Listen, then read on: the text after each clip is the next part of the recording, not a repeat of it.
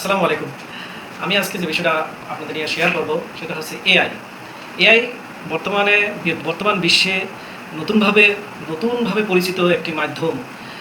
বিজ্ঞানের একটি আবিষ্কারের বিজ্ঞানকে অগ্রগামী বিজ্ঞানকে একটা প্রযুক্তিগতভাবে অ্যাডভান্স লেভেলে নিয়ে যাওয়ার একটা মাধ্যম হচ্ছে এআই। এআই মানে কি? Artificial intelligence. এই আর্টিফিশিয়াল ইন্টেলিজেন্স এখন বিশ্বের প্রতিটি দেশে ব্যাপকভাবে এটার প্রচলন হয়ে গেছে। একেবারে দৈনন্দিন জীবনের গৃহ ক্ষেত্র থেকে শুরু করে সমস্ত ক্ষেত্রে, দোকান, শপিং মল, বাজার, বিভিন্ন মার্কেট বলেন, বিভিন্ন প্রযুক্তি সেন্টারগুলো বলেন, সেখানে উন্নত দেশগুলোতে সেই এআই ব্যবহারটা শুরু হয়ে গেছে। ঠিক তেমনিভাবে আমরা একটি উন্নত দেশ হওয়া সত্ত্বেও এআই এর প্রযুক্তির ছোঁয়া আমাদের দেশেও এসে পৌঁছেছে। এটাকে আমাদের সঠিক ব্যবহারের দ্বারা আমরা এটার দ্বারা ভালো ফলাফল আশা করতে পারি। যেমন এই ফেসবুক, টুইটার, যে বিভিন্ন যোগাযোগ মাধ্যমগুলোর যেরকম খারাপ দিক আছে, এটার ভালো দিকও আছে। যেরকম এআইরও খারাপ দিক আছে, ভালো দিকও আছে।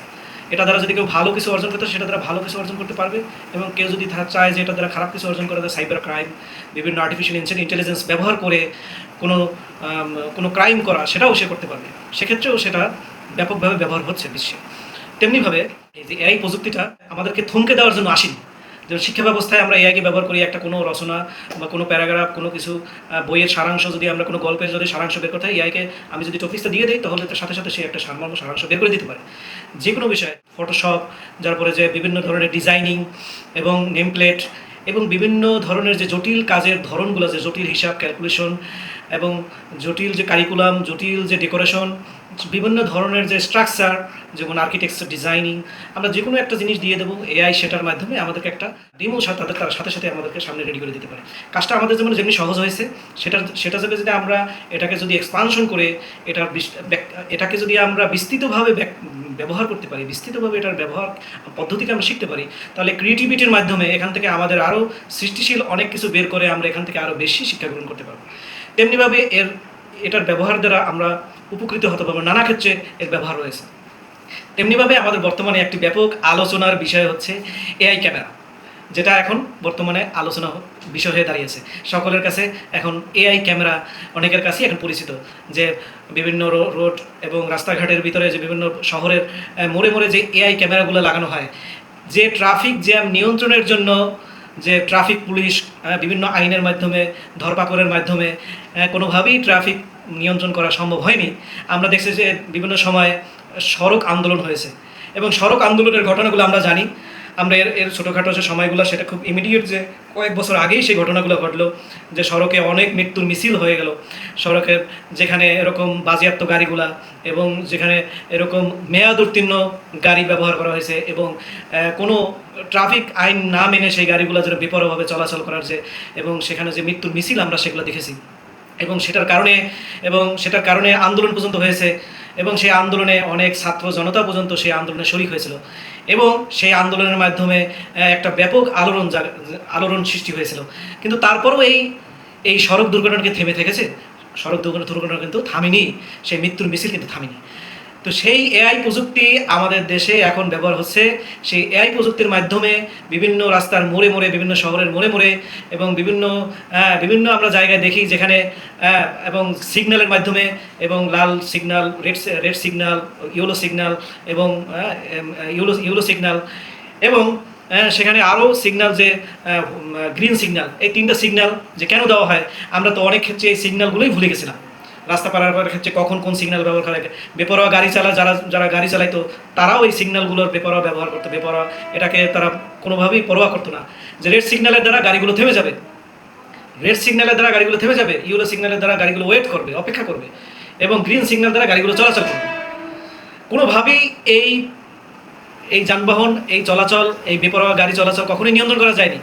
এআই প্রযুক্তি যখনই অটোমেটিক মামলা দেওয়া হওয়া শুরু করেছে, তখন থেকে সবাই, রাস্তায় ট্রাফিক পুলিশ নেই, তারপরও কি অটো যে গাড়িগুলো সব থেমে যাচ্ছে। কারণ কি, দেখা গেছে যে পরে যে রাস্তা দিয়ে যখনই বেপরোয়াভাবে গাড়ি চালানো হয়েছে, পরের দিন তার মোবাইলে তার মামলা চলে আসছে। তো এই যে বিষয়গুলা, এটাকে আমরা কি পজিটিভভাবে নিতে পারছি? এখানে আমাদের একটা দেখার বিষয়, যে আমরা যে পজিটিভভাবে যদি আমরা না নিতে পারি, তাহলে এখানে আমাদের জাতিগত কিছু দুর্বলতা আছে, আমাদের চিন্তা চেতনার পরিবর্তন হওয়া দরকার। আমি কিন্তু বারবারই বলি যে আমি যে টপিকস নিয়ে আপনাদের সামনে আসি, এটা আমার পিপল ভয়েস, এটা সাধারণ জনগণের দৈনন্দিন প্রত্যেক কোনো না কোনো সমস্যার কথা আমি তুলে ধরতেছি। আমি কোনো ব্যক্তিগত বিষয় বা কোনো সমষ্টি বা কোনো গোষ্ঠীর বিষয় নিয়ে আমি কথা বলতে আসিনি। আমি একটা বিষয়কে যখনই কোনো সমস্যা, যেটা সকলের সমস্যা, আমাদের জনগণের, রাষ্ট্রের এবং সকলের জনগণের সমন্বিত যে সমন্বিত যে সমস্যা, সেই সমস্যাকে আমি সামনে দিয়ে তুলি। এই জন্য আপনাদের কাছে আমি পৌঁছাতে চাই যে আমরা কি এই এআই ব্যবস্থাটাকে কি আমরা কি ভালোভাবে গ্রহণ করতে পারছি। আপনি দেখেন যে আমরা একটা মাত্র এআই প্রযুক্তি ব্যবহার করা হয়েছে এখানে, যেখানে আমরা কোরিয়া দেশটাকে চিনি। সেই কোরিয়া দেশটায়, কোরিয়া কান্ট্রিতে আপনার শুধু এআই প্রযুক্তির কতগুলো মাধ্যম আছে। আপনার আর্টিফিশিয়াল ট্রান্সপোর্ট সিস্টেম, সেই আর্টিফিশিয়াল ট্রান্সপোর্ট সিস্টেমের বাস ইনফরমেশন সিস্টেম, সেখানে auto ticket collection system, auto fair collection system এবং ভেহিকেল ডিটেকশন সিস্টেম, এরকম করে নানানমুখী সিস্টেম। বাসায় বসে কারো একটা ওয়ান পাস ওয়ান কার্ড, এবং সেই কার্ডের মাধ্যমে, ড্রাইভিং কার্ডের মাধ্যমে সে যে কোনো পাস, যে কোনো জায়গায়, যে কোনো যানবাহনে সে পাস নিতে পারে, সেই ব্যবস্থা আছে। সেই প্রযুক্তি তারা এতখানি উপরে উঠে গেছে। সেই এআই এর অনেকগুলো ব্যবহার এই ট্রান্সপোর্ট সিস্টেমে, কোরিয়ান ট্রান্সপোর্ট সিস্টেমে ব্যবহার করা হয়েছে। সেখানে বাংলাদেশের কেবলমাত্র একটি ব্যবহার, যেখানে রোডের যে মোড়ে মোড়ে সেখানে এআই, আর্টিফিশিয়াল ইন্টেলিজেন্স, কৃত্রিম বুদ্ধিমত্তা সম্পন্ন একটি ক্যামেরা বসানো হয়েছে।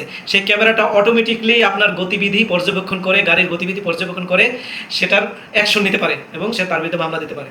আমাদের এটা সাধুবাদ জানানো দরকার। আর আমরা যদি এটাকে সাধুবাদ না জানাইতে পারি, তাহলে আমরা আরও 100 বছর পিছনে রয়ে গেছি। কারণ আমরা কিন্তু এআই এর যে প্রযুক্তি, এটা অনেক ফার ডিস্টেন্স, ফার ব্যবধান উন্নত দেশের সাথে আমাদের রয়ে গেছে।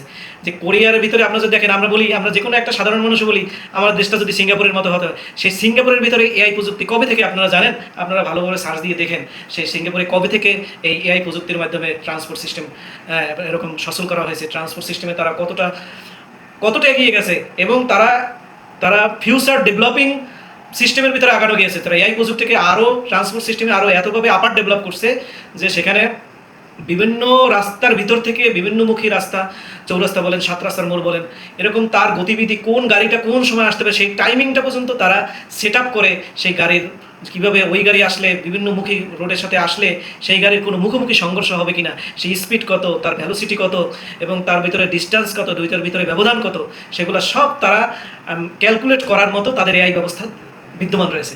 সেখানে আমাদের দেশে একটিমাত্র ব্যবস্থা, এটাকে আমরা কতখানি গ্রহণ করতে পারছি। আজকে যদি আমরা এটাকে সহজভাবে গ্রহণ করতে পারি, তাহলে আমাদের জন্য এটা ইউজ টু হবে। আমরা চাই এই প্রযুক্তিতে আমরা অভ্যস্ত হতে, আমরা চাই এই প্রযুক্তিকে আরও ডেভেলপ করতে। শুধুমাত্র এই রোড ট্রান্সপোর্ট সিস্টেমে শুধু এআই প্রযুক্তি না, আমরা যারা সাধারণ জনগণ আছি, আম জনতা, এআই জিনিসটাকে বুঝতে হবে, এটাকে সাধুবাদ দিতে হবে, এটাকে গ্রহণ করতে হবে। আমরা এআই প্রযুক্তির চেয়েও যে অগ্রগামী, সেটা একটু ফান মনে করেই বলা যায় যে আমরা সেটাও দেখাই দিছি। যে এআই প্রযুক্তির ক্যামেরা যখন আমরা বসানো হয়েছে, সেই এআই ক্যামেরাটাকে আমরা চুরি করে নিয়ে গেছি। এটা আমাদের জন্য কত লজ্জাকর একটা বিষয়। একটা সিস্টেম আপডেট হয়েছে, একটা সিস্টেম চালু হয়েছে, যে সিস্টেমটা আমাদের শহরকে আরও সুন্দর করবে, সাজানো করবে, সেটার মাধ্যমে আমরা সুফল পাবো, এবং দৈনন্দিন যে যানজট, ট্রাফিক জ্যাম, সেই ট্রাফিক জ্যাম মুক্ত আমাদের একটা সড়ক পাবো, যেটার মাধ্যমে আমাদের যোগাযোগ ব্যবস্থাগুলো আরও আমাদের স্মুথ হবে।